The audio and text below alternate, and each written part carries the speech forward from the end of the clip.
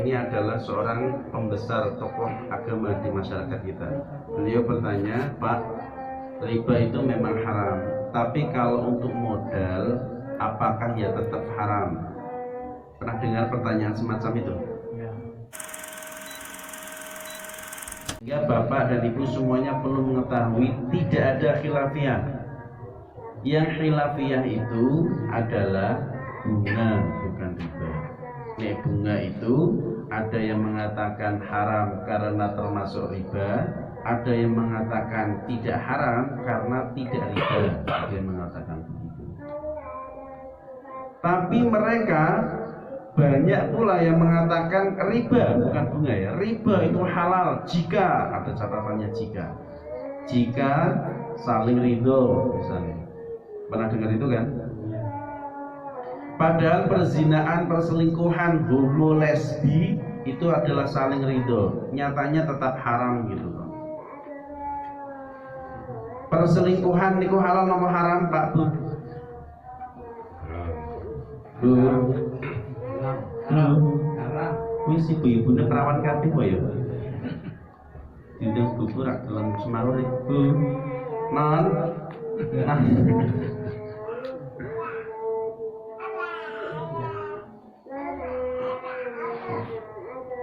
Perzinaan itu tetap haram meskipun saling ridho. Karena kalau tidak saling ridho, hukumnya beda. Namanya perkosaan. Kalau tidak saling ridho kan perkosaan toh. Yang diperkosa tidak dosa, yang dosa adalah yang memperkosa. Begitu kan ya? Setuju tidak? Artinya perzinaan itu semuanya dosa, baik laki-laki maupun wanitanya. Tetapi kalau itu perkosaan hukumnya lain. Yang diperkosa tidak dosa, yang dosa adalah yang memperkosa. Betul nggih? Mila nek jenengan kok selingkuh pengen ora dosa, njaluk diperkosa mawon nggih.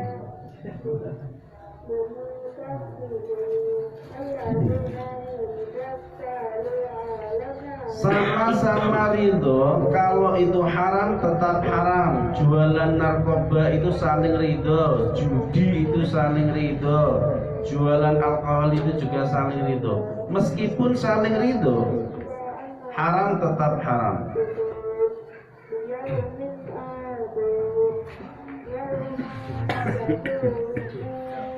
Masyhur. Dan ada yang bertanya, ini adalah seorang pembesar tokoh agama di masyarakat kita. Beliau bertanya, Pak, riba itu memang haram, tapi kalau untuk modal, apakah ya tetap haram?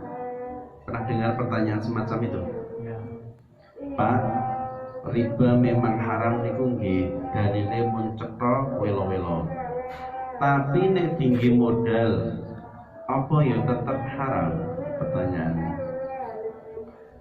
Sekarang kita jawab, jenengan nek ngerampok, hasilnya ngerampok tinggi modal, ngerampoknya jadi halal apa tetap haram? Tetap haram. Lalu mengapa riba kok tiba-tiba jadi halal? Jadi pelacur, hasilnya pelacur tinggi modal, tinggi buka toko, pelacurannya halal apa haram? Tetap haram toh? Meskipun tinggi modal.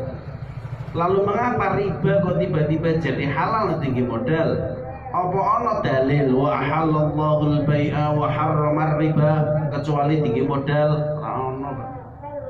Haramnya riba itu terletak pada akadnya, bukan pada penggunaannya. Akadnya haram.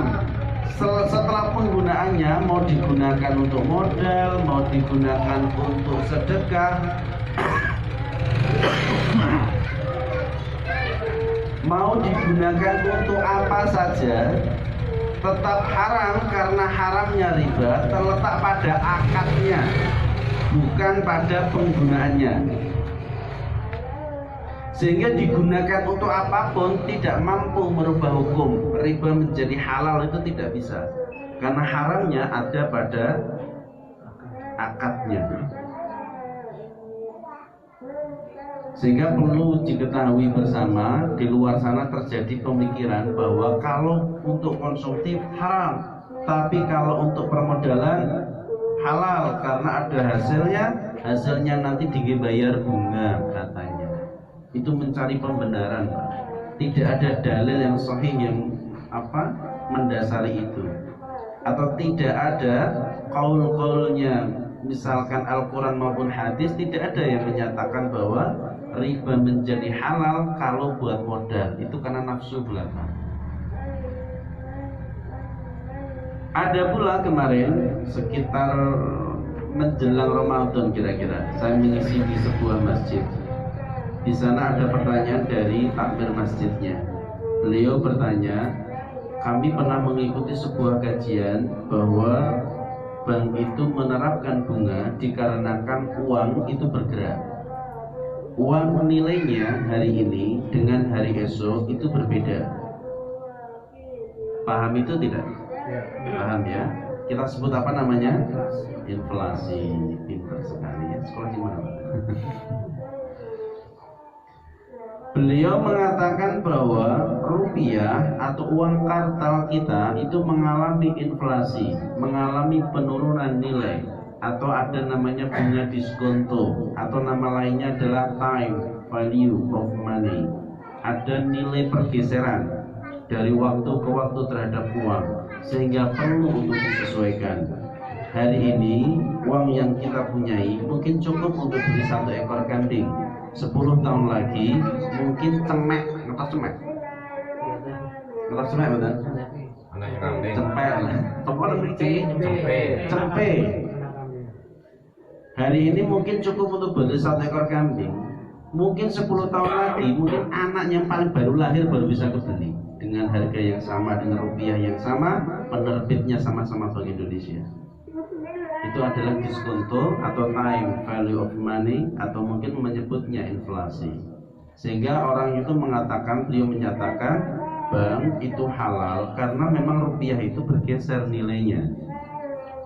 Sekarang pertanyaan kami adalah, jika memang itu halal ya, bicara cangkem elek iki, nek memang bank itu halal, lah maupun dadak gawe bank syariah.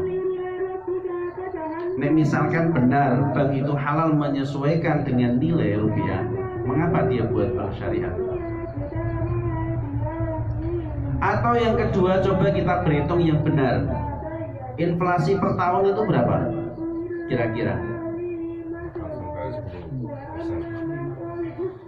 Ada yang 5%, karena beda-beda ya. Ada 5%, kadang hanya 3%, kadang 7%, kadang 8%. Anggaplah kita 5% gitu per bulan atau per tahun ya. Per tahun inflasi 5%. Bunga itu ada nggak senilai 5%? Bunga kredit itu ada nggak ya 5% per tahun? Berarti kalau 5% itu per bulan berapa? Di bawah 0,5% kan? Kenyataannya ada nggak kredit yang di bawah 0,5% per bulan? Nggak ada kan? Pasti di atas 1% per bulan kan? Pertanyaannya, selisihnya itu untuk apa? Jika benar bunga bank itu digunakan untuk menyesuaikan rupiah yang tadinya berapa menjadi berapa bergeser, kemudian bank menerapkan bunga, lalu mengapa bunga yang diberikan ke nasabah lebih besar daripada inflasinya? Selisihnya untuk apa? Untuk siapa? Pertanyaan itu jawablah. Kalau memang itu untuk pergeseran nilai saja, lalu mengapa mereka menggaji karyawan? Mengapa mereka punya laba sampai triliunan? Dari mana laba itu?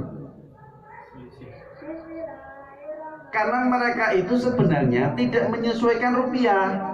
Mereka benar-benar mencari keuntungan dari hutang-hutang itu. Artinya, bunga inflasi dengan bunga kredit itu besaran bunga kredit jauh